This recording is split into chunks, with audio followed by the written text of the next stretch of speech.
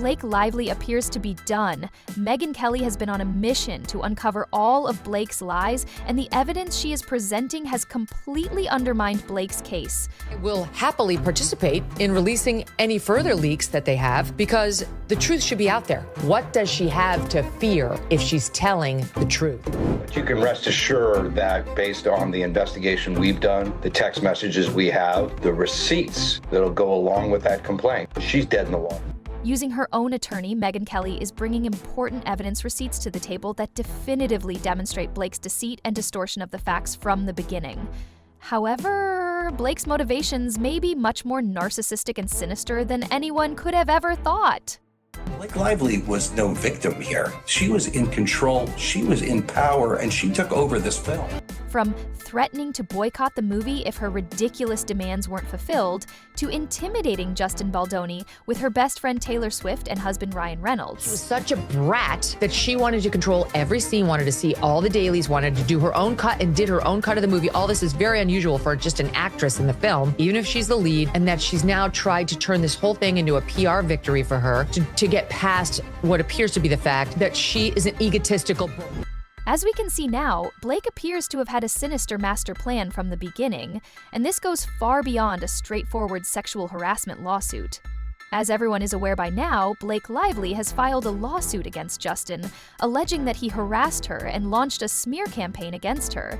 Since then, Justin has filed a lawsuit in response, alleging that Blake started a campaign of defamation against him. However, you might be surprised to learn how much deeper this story is. As I say, it appears Blake had a sinister plan from the beginning, as we are now discovering. So before we examine all the recently leaked evidence, we must dig deep into the beginning. It all began a long time ago, and I mean a long time before it turned into a public dispute. It all began when Blake's reputation skyrocketed. And no, as she has stated, it had nothing at all to do with Justin Baldoni. Her little miss me mentality was the main cause of her fans' animosity toward her. Let me clarify.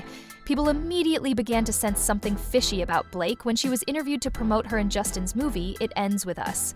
People were appalled by what they discovered when curious fans quickly unearthed old Blake interviews. The paranoia level within Blake and fans remained kindled, and it led to decades of power grab, pressure collision, and abuse. Later in life, Blake became the wife of Mel Gibson. What happens when these stars drop a movie? People start digging around for other interviews of them, etc. And it was just sort of a course of, wow, like, she seems like kind of a jerk. Wow, she's like kind of a bully. She's rather mean.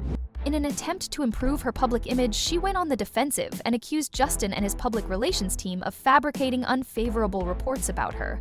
Additionally, Blake wrote a piece for the New York Times as part of her Please Love Me Again strategy to turn attention away from herself and toward Justin, portraying him as the real monster and her as the victim. The only issue is that there is now verifiable evidence that the New York Times purposefully misrepresented Justin by manipulating text messages and omitting important details. Literally removing text in between text and emojis to sort of make it sound worse. But wait. This sounds a little too familiar, doesn't it? She has made herself into the new Amber Heard, and he is the new Johnny Depp. Do you recall how Amber Heard treated Johnny Depp in 2018 in a snub article about him in the Sun newspaper, portraying him as a monster and herself as a victim? Amber even came out of hiding to support Blake after all. However, by copying Amber's strategy, Blake made a grave error. After all, do you recall how disastrously Amber's story ended? Now he's going full Johnny Depp on her to show that she was the bully, she was the one hurting him, and this guy who had, comparatively very little power was forced now to come out and tell the truth about Blake Lively. Blake's biggest error, like Amber's, was to assume that all of us are stupid, including her fans. Because despite her claims that Justin and his public relations team are attempting to harm her reputation in interviews, I apologize though. However, we can see because we have eyes. Her rudeness toward interviewers is evident. But he would, so he'd suddenly start filming my hands or my feet. But what was interesting is that to him in that moment, my hands were telling so much more of the story than my face. And I had to be so much more, it was sort of chicken or the egg. I don't know if I was more alive and awake as an actor because every part of me was up for grabs while he's filming. My mom will call 7 times in a row. She's that person. She's the one who thinks that like on time 6, you just like didn't see that she was calling. So she's just gonna keep calling. When she was asked about her husband in this clip, she focused entirely on her hair care line, demonstrating how she makes everything about herself. Turned around and you were just as supportive of Ryan. Yeah. What is it like to... And my hair care company, Blake Brown, my goodness gracious. It's been crazy. It's been a crazy...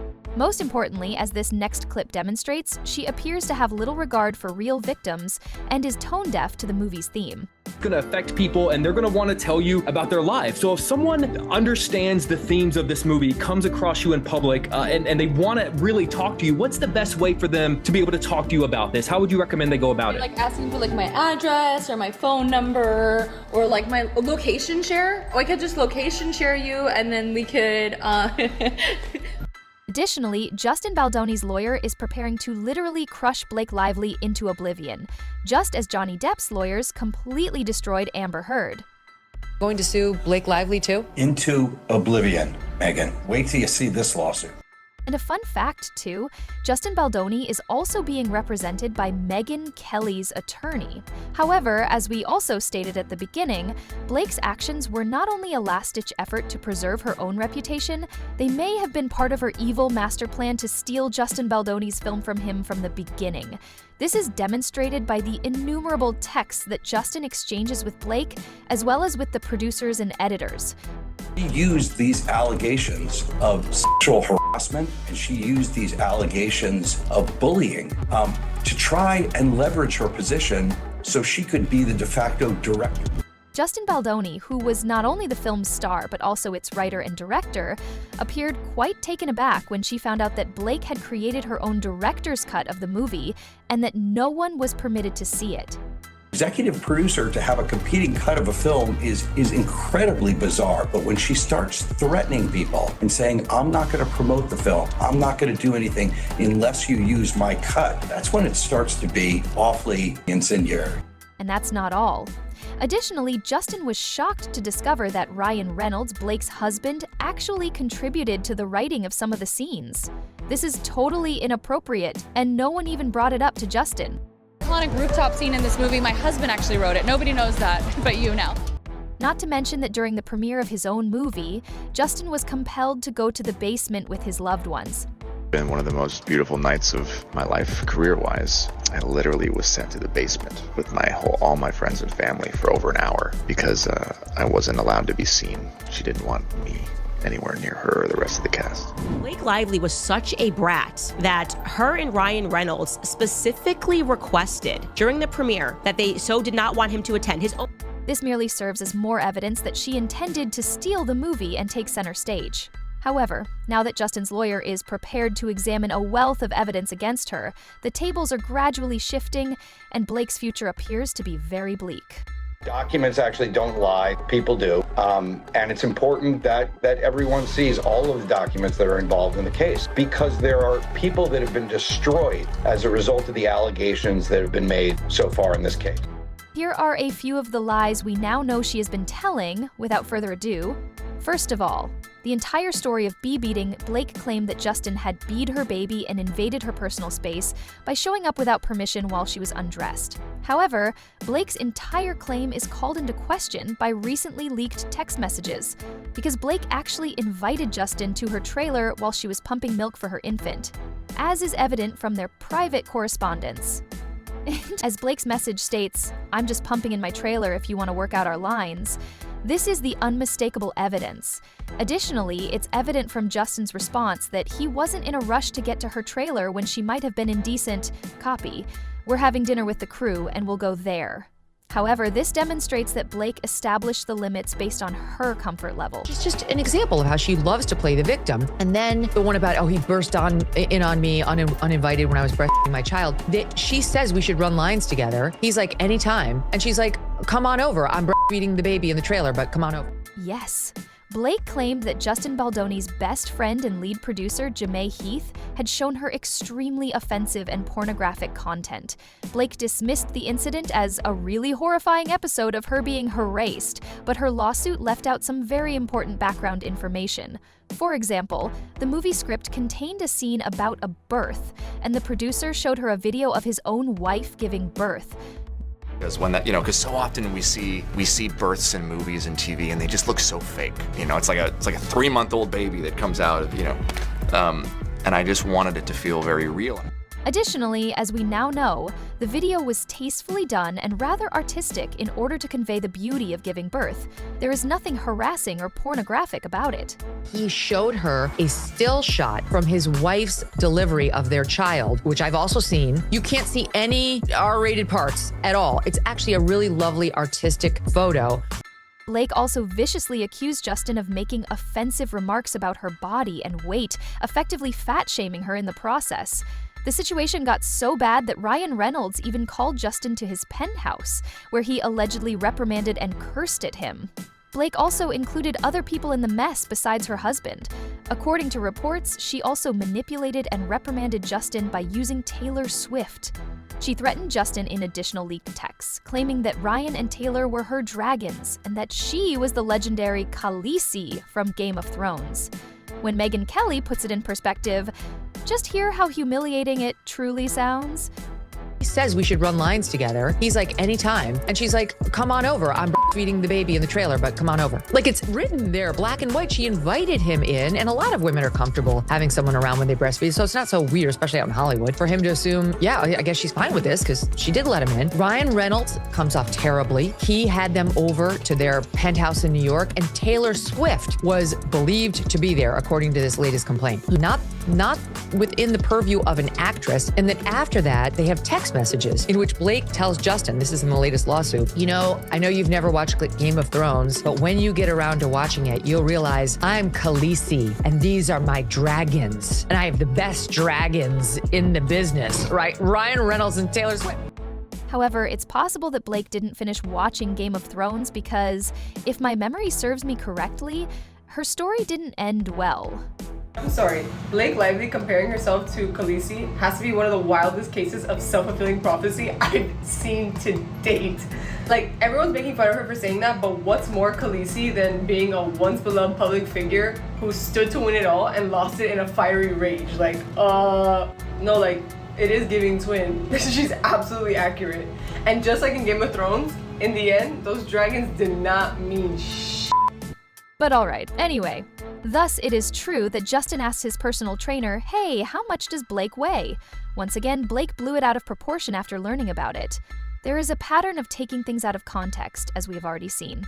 There was a scene in the movie where Justin was supposed to help Blake up, but in reality, he has serious back problems. Therefore, knowing Blake's weight was vital for Justin to ensure that he doesn't injure himself, or worse, Blake. Therefore, there was no talking about Blake's body or fat shaming. To ensure that the scene could be performed safely and accurately, he only needed to know her weight. However, additional leaked messages further discredited Blake's baseless charge. When she was concerned about her body image after giving birth, Justin was incredibly supportive, as evidenced by their messages. Anything you are insecure about, we will talk through and get creative together and make you comfortable, Justin wrote in one of his messages to reassure her. I simply don't want you to worry about your physical appearance. The last thing you need is that. Furthermore, an intimacy coordinator's job is to be there to facilitate the filming of existing and agreed upon intimacy, okay? They're there to basically broker and manage consent and safety. That's what they're there. Blake's lawsuit alleges that Mr. Baldoni improvised physical intimacy that had not been rehearsed, choreographed, or discussed with Ms. Lively, with no intimacy coordinator involved, and that there was no use of intimacy coordinators to observe intimate scenes. The only minor problem is that Blake's lawsuit somewhat goes against what she has said, because in this interview she explains that, yes, they did employ an intimacy coordinator.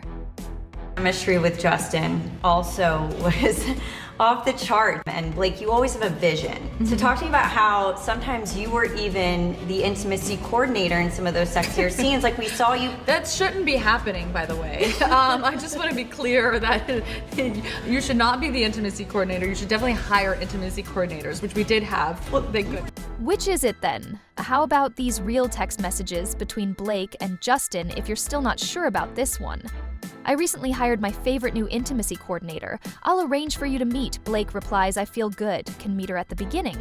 Blake didn't seem to care all that much about whether or not there was an intimacy coordinator on set. Instances where I honestly just tried to get out of the way and let her take the lead, and especially when it came to intimacy and all of that, like, she had a very clear vision, and she was telling me what she thought would work and what she thought would be sexy. Honestly, there were many instances on set where I just let the women figure it out, and I took a step back and kind of jumped in more as an actor in those scenes than even as a director. It's not like he was trying to hide his own behind either, as he praised Blake for taking charge of their private moments in multiple interviews, even before Blake sued Justin. What's the icing on the cake? Blake can be seen on camera giving Justin clear instructions on how to draw her in and perform a kissing scene. It appears from their body language that Justin and Blake are simply going along for the ride. We can play the entire video. The fifth is Blake's terrifying scene. Blake mentioned one specific scene in her lawsuit as well. Let's examine each point in detail.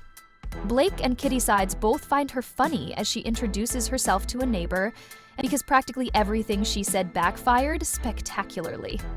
In one instance, Lively and Mr. Baldoni were filming a slow dance scene for a montage in which no sound was recorded. 2. Mr. Baldoni did not act in character, but he decided to let the camera roll and have them perform the scene. Rather, he addressed Miss Lively in an uncharacteristic manner. 3. He leaned forward and said, "It smells so good," slowly dragging his lips from her ear down her neck. Blake said that the scene was silent, correct? She benefits greatly from this since it gives her total control over the actual events in the scene. But once more, I apologize, Blake, the real video from the shoot was shared by Justin's attorney. And you know what? It has sound, which further demonstrates Blake's deceit and distortion of the facts. Now, view the original video and share your thoughts in the comments section. Does Justin appear to be a complete monster who is harassing Blake at every turn? Or does it appear that Blake's attempt to play the victim backfired? By the way, Blake was acting strangely too, not just Justin. For heaven's sake, at one point they were discussing their spouses. Very little that is bothersome or uncomfortable. Additionally, pay close attention to Justin's statement that it smells good, because it's much more innocent than Blake made it seem. Here is a brief excerpt from the 10-minute video. Ryan, go to the bar, Ryan, go to the bar.